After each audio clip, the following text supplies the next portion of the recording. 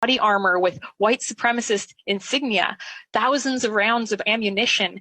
In January, the convoy initially rolled across the country,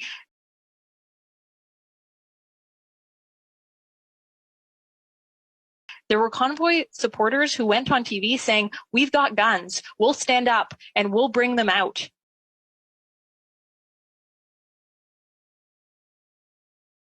And I advocate civil war. If people don't want to stand up, we've got guns, we'll stand up and we'll bring them out.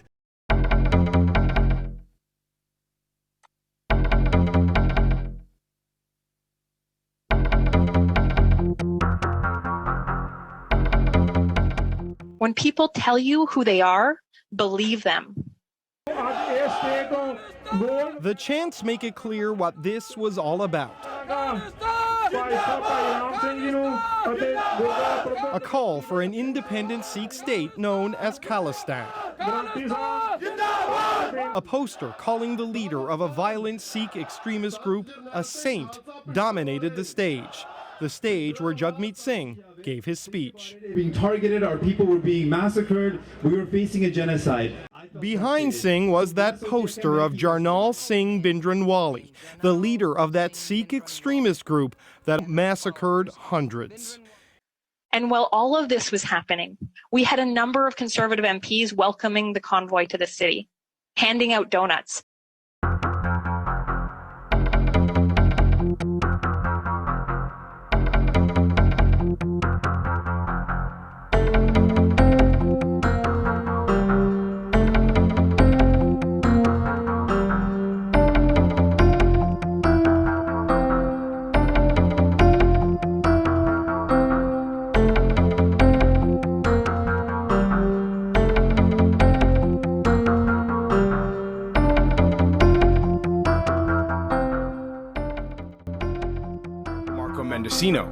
Who's come out and said the Trudeau Liberals really messed up by giving 6 figures to a raging anti-Semite. Making excuses for the deplorable actions at memorials,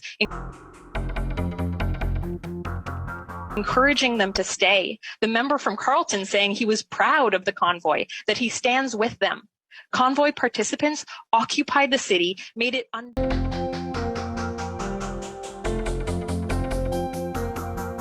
Right, it had nothing to do with Canadian stuff and everything else, but it does has a sign of being a rebel. I was not trying to be racist to anyone. Like I said, it's a sign of being a rebel, independently.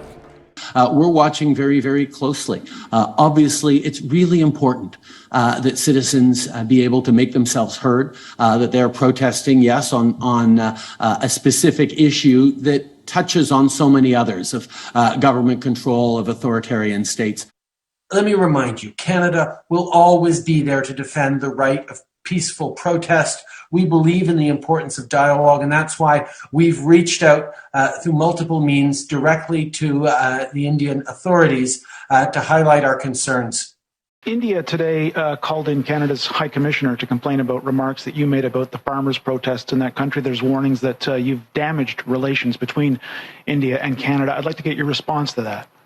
Canada will always stand up for the right of peaceful protest anywhere around the world, and we're pleased to see moves towards de-escalation and dialogue.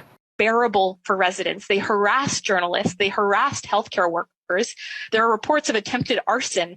An arson attempt in a building in Ottawa, which was dramatically enhanced by news coverage, and Mendocino, or whatever his name is, used that. They're going to burn down buildings and lock the doors so people can't get out. We need an emergency act. Bomb threats to hospitals, plans to block airports and railways. Our borders were shut down. Via Rail has now cancelled all commuter train service across Canada because of the ongoing blockades. CN Rail also shut down its network in eastern Canada. Protesters who joined Indigenous leaders opposed to a natural gas pipeline in BC. Weapons were seized, attempted murder charges laid.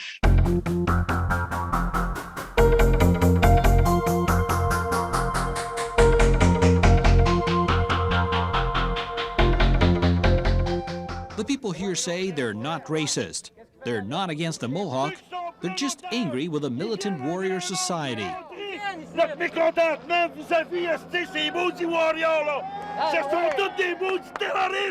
The warriors are terrorists, says this man.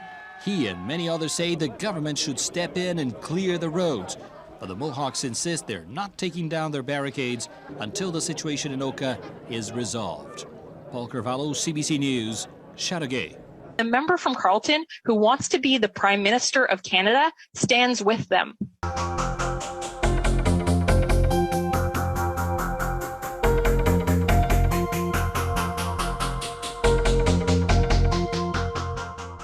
They had set the condition, get rid of the RCMP, our blockades come down.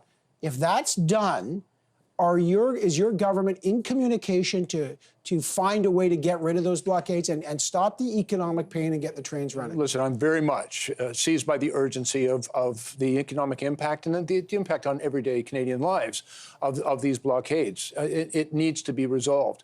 We've been working tirelessly and around the clock to resolve this peaceably. With Justin Trudeau looping in opposition leaders at a closed-door meeting, all except Conservative leader Andrew Scheer. He wasn't invited. That the actions of these radical activists are illegal. After comments the other leaders called unacceptable. The clash dominated the day. Dialogue is not going to pay the bills for people who are facing layoffs. Simple question, on what day will these illegal blockades be taken down? Mr. Speaker, the Conservative Party of Canada continues to demonstrate that it does not understand that the path forward is concrete actions in reconciliation, in dialogue.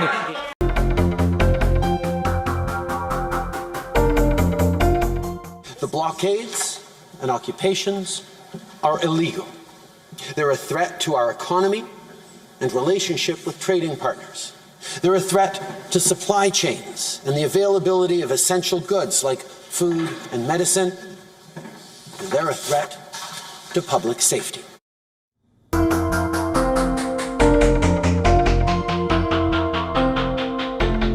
And part of that was listening to the concerns that were raised by the hereditary chiefs and also by other members of the Indigenous community and their supporters across Canada. We've listened and we've engaged them in dialogue. What I'm saying is you guys don't need the OPP to talk to the leadership of the Mohawk at Tyendinaga and say, now you've got what was the key demand in your solidarity blockade. You know, there is constant communications between Minister Miller, Minister Bennett. I've even had some discussions with Indigenous leadership across the country. And because I think it's important that they understand our openness to dialogue, but the urgency that motivates all of us to get this resolved as quickly as possible. I don't think it is their intent to have such a significant impact on everyday Canadians. We're all aware that, you know, that's unacceptable. We have worked very hard, and I think we've reached the point where the conditions and concerns that were raised by the protesters and by the hereditary chiefs have been addressed by the very responsible work of the RCMP.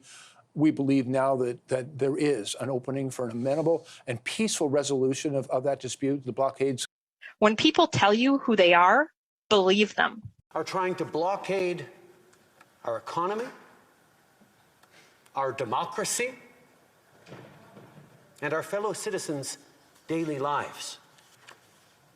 It has to stop. The people of Ottawa don't deserve to be harassed in their own neighborhoods.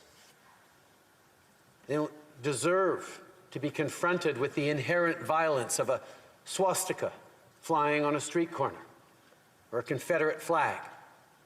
From the beginning of this demonstration, our government has been in close contact with the Mayor of Ottawa and municipal and provincial officials. So far, the RCMP has mobilized nearly 300 officers to support the Ottawa Police Services and is ready to do more. To further strengthen our response, the federal government will be there with whatever resources the province and the city need in this situation. And one of the things I know with absolute certainty, Evan, if we do not make every effort to resolve this peaceably, then the echo of that will continue to cause difficulties potentially across the country. When people tell you who they are, believe them. Which nation's administration do you most admire? There's a level of admiration I actually have for China. their basic dictatorship is allowing them to actually turn their economy around on a dime. When people tell you who they are, believe them. Fear in here is that the first step towards registering your guns is just the first step towards taking away guns from everyone. That's never going to happen because here in Canada we have a culture that has grown up with guns and that respects the need to go out into the wilderness and shoot things from time to time. The small fringe minority of people who are on their way to Ottawa or who are holding unacceptable views that they're expressing. If I apologized later, then it would be because I sensed that she was not entirely comfortable with the interaction we had. I'm reflecting very carefully on what I remember from that incident almost 20 years ago. And again, I feel I'm confident that I did not act inappropriately. When people tell you who they are, believe them. I want all of you to continue to be angry and frustrated. Mais il y a aussi des gens qui sont farouchement opposés à la vaccination. Qui sont extrémistes. Qui croient pas dans la science, qui sont souvent misogynes, souvent racistes aussi. C'est un petit groupe, mais qui prend de la place. Et là, il faut faire un choix en tant que leader, en tant que pays. Est-ce qu'on tolère ces gens-là ou est-ce qu'on dit, ben voyons, la plupart des gens, presque 80% des Québécois, ont fait. When people tell you who they are, believe them. Listen, there are always going to be politicians out there who try to, exploit legitimate anger and concerns that people have. But that's not the way to get something built. But he has no plan to fight climate change. He still questions whether it exists while Canada is burning. One grounded in evidence and science and compassion and a health approach to treating addictions, not a justice system approach to treating victims. We will not take any lessons from that ideologically driven, fact-free Conservative Party of Canada. And we know that the way to get through this as well is to make sure that people can go into non-essential businesses and feel safe that they're not going to get catch COVID from someone next to them. And that means we're going to work with provinces and territories who want to move forward on vaccination certifications, on vaccination passports, so that everyone can be safe. And what's more, the federal government has announced we're going to pay for the development of those privileges that you get once you get vaccinated. Erin O'Toole basically said that any of those anti-vaxxers who were protesting could be sitting across the aisle from your 12-year-old on a flight south in a few months. But they'd have gotten tested. That's not good enough. We're going to make sure that people who choose not to get vaccinated don't get on a plane or a train, don't get to work in the public service, don't get to go to movie theaters or gyms, or restaurants and other non-essential services. That's how we keep people safe. So yeah, it can pay off to drum up anger and encourage people to wave flags. When people tell you who they are, believe them. You know how long you've held up people picking up bags? I've been waiting in line down the road for 30 minutes while you've been here soaking up the race. Thank you. You know? Excuse me. You're not getting my vote. This is a free country. It is It's a free country, and I'm trying to speak to him, and he won't even acknowledge me. Yes, sir. Thank you. I'm sorry for your challenge. It's not my challenge. I'm a volunteer trying to help someone save their home. Sir, we've been filling sandbags as well. Yeah. Okay. And you know, while you're here, nobody can pick up. I am here. While you're here, no one can pick I up don't know sand. that, sir. I'm sorry. Well, why don't you make yourself aware? We are going to. You know, I was with a guy who was a staunch conservative, Sorry, and he said if you'd actually do can I work, hear? he'd change his vote and I vote was here for you. Sorry, sir. Calm That's down. sincerity. I just spent half an hour. Can you listen to me, sir, now that I've listened to you? Yeah, I'll listen. Okay.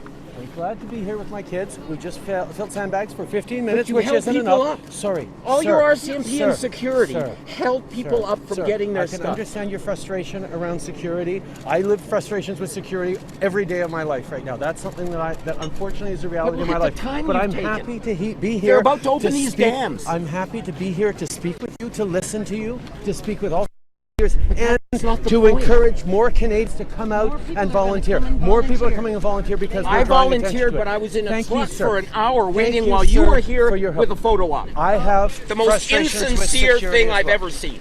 I'm sorry, sir. That's unfriendly and unneighborly today. We're here to help. Thank you. Thank you. Thank You you, be sir. neighborly. When people tell you who they are, believe them. Now, we all like YouTube, but it matters what content you watch and what you choose to amplify. Mr. Poilievre also used YouTube to court anti-women groups, something he's never apologized for and never explained. Per quello che riguarda il Presidente Trudeau, io penso che il Presidente Trudeau fosse vittima di una fake news, tant'è che io ne ho parlato con lui e mi pare che lui stesso se ne sia reso conto. Cioè è una certa propaganda che arriva, ma quando tu chiedi nel merito mi puoi dire di che cosa parliamo, non si ha notizia di quali siano i temi sui quali uno dovrebbe essere preoccupato.